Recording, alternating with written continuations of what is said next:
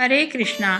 धर्मराज युधिष्ठिर बोले, हे भगवान, मैं आपको नमस्कार करता हूँ, वंदना करता हूँ।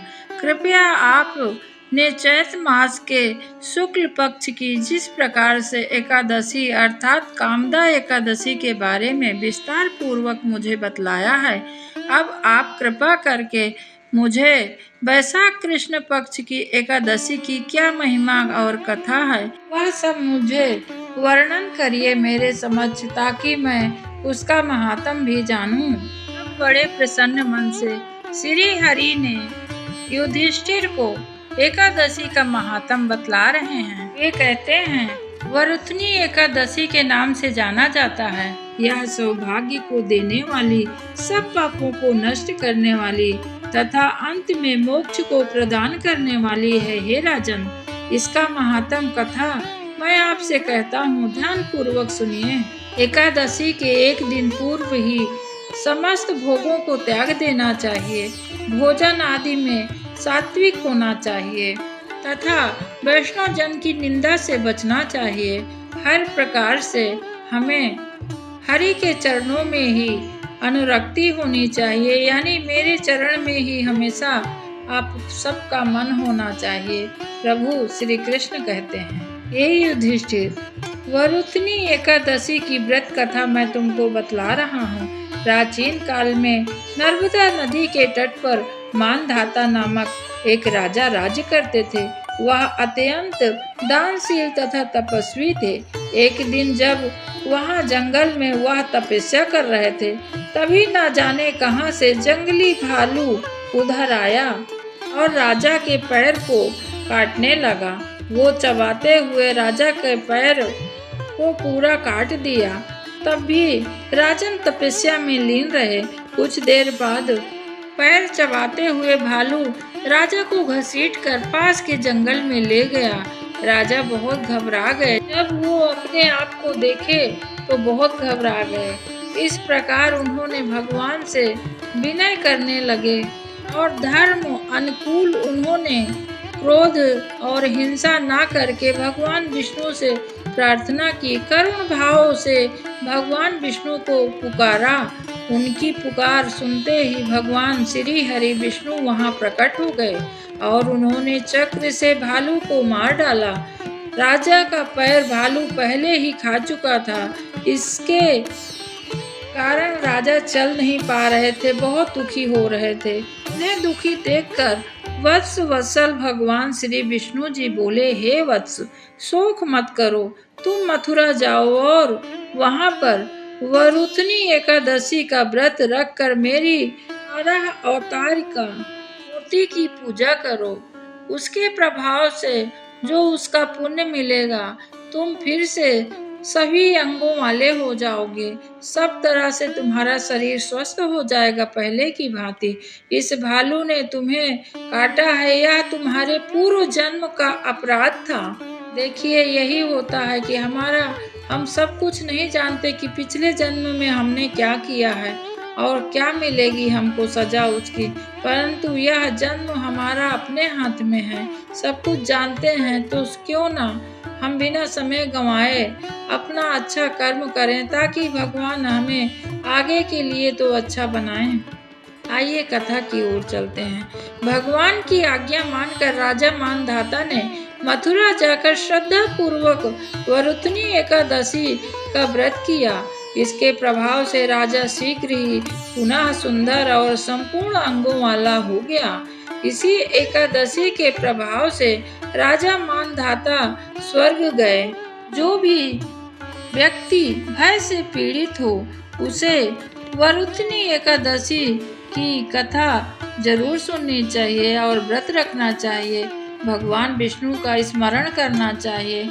इस दिन को श्री हरि के चरणों में ही लगाए रहना चाहिए, ताकि हमारे समस्त पापों का नाश करके भगवान श्री हरि हमें अपने शरण में लें। हमें हमेशा ऐसा ही प्रयास करना चाहिए। मानव शरीर मिला है, बहुत अमूल्य है, इसका कोई मोल चुका नहीं सकता है, परंतु हम अपने आप को ही नहीं पहचानते और हर प्रकार से सक्षम होने के बाद भी हम माया के वशी होकर गलत ही करते रहते हैं, जबकि हमें चाहिए कि श्री हरि में मन लगाएं। किसी प्रकार इस दुष्ट मन को अपने भगवान के ऊपर ही हम समर्पित रहें, वहीं हमारा चित्त रहे। इसीलिए कहते हैं कि ज़्यादा से ज़्यादा नाम की महिमा भगवान ने बहुत बतलाई है। कलयुग केवल एक आधारा, सुमिर सुमिर नर उतरहि पारा। प्रभु श्री राम का नाम कलयुग में अमृत के समान है। इसमें हमारा कोई ना पैसा लग रहा है, ना ही समय लग रहा है। ये भी नहीं कि रोज मंदिर जाइए या रोज बैठकर 2 घंटा आप राम का नाम लीजिए।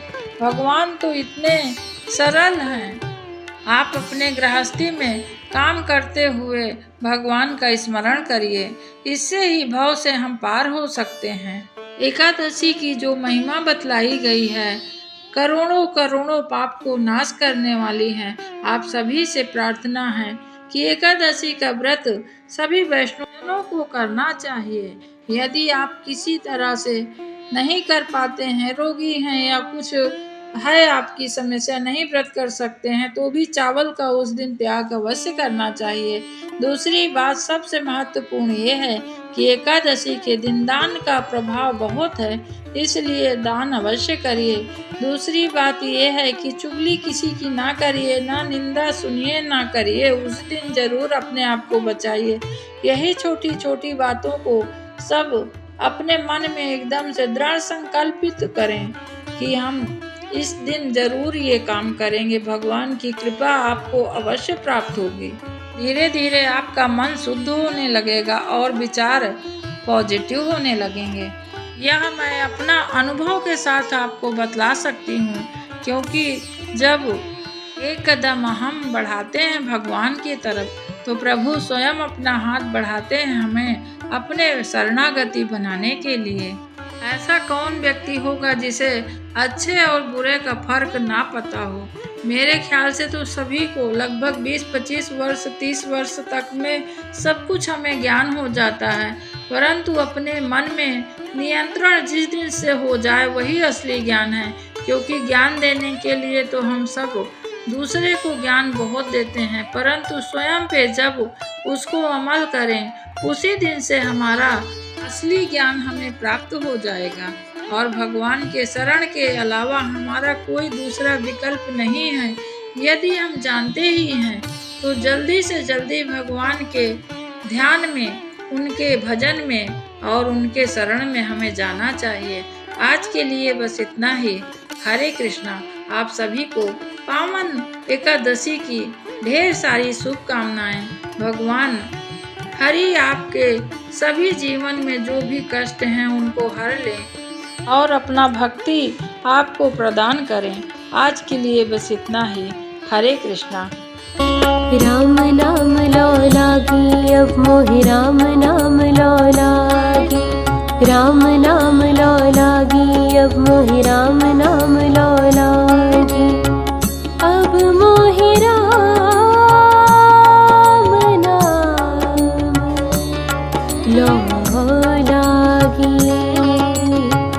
उदय हुआ शुभ भाग्य का भानु। उदय हुआ शुभ भाग्य का भानु। भक्ति भवानी जागे, भक्ति भवानी जागी। राम नाम लो लागी, अब मोहि राम नाम लो लागी। राम नाम लो लागी, अब मोहि राम नाम लो लागी।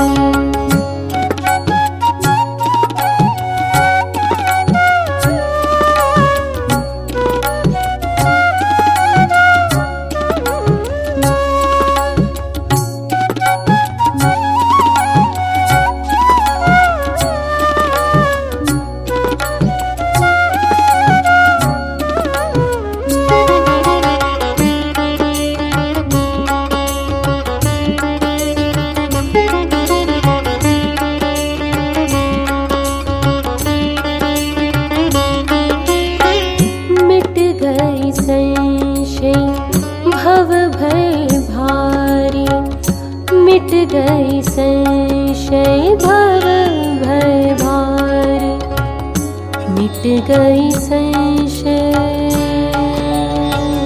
भव भय भारी मिट गई संशय भव भय भारी भ्रांति भूल भी भागी भ्रांति भूल भी भागी राम नाम लो लागी अब मोहि राम नाम लो लागी राम नाम लो लागी अब मोहि राम नाम लो लागी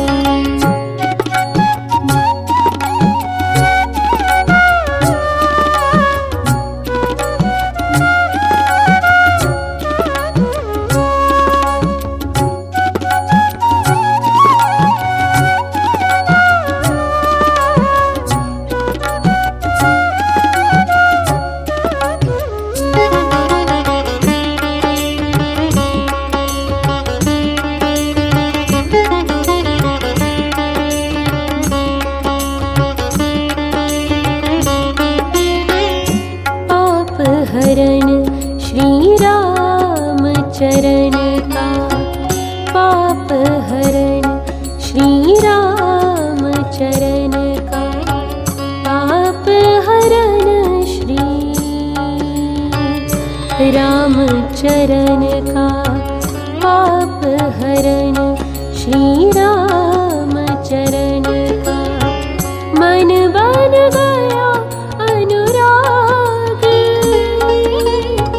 मन बन गया अनुरागी राम नाम लो लागी अब मोहि राम नाम लो लागी राम नाम लो लागी अब मोहि राम नाम लो लागी राम नाम लो लागी अब मोहि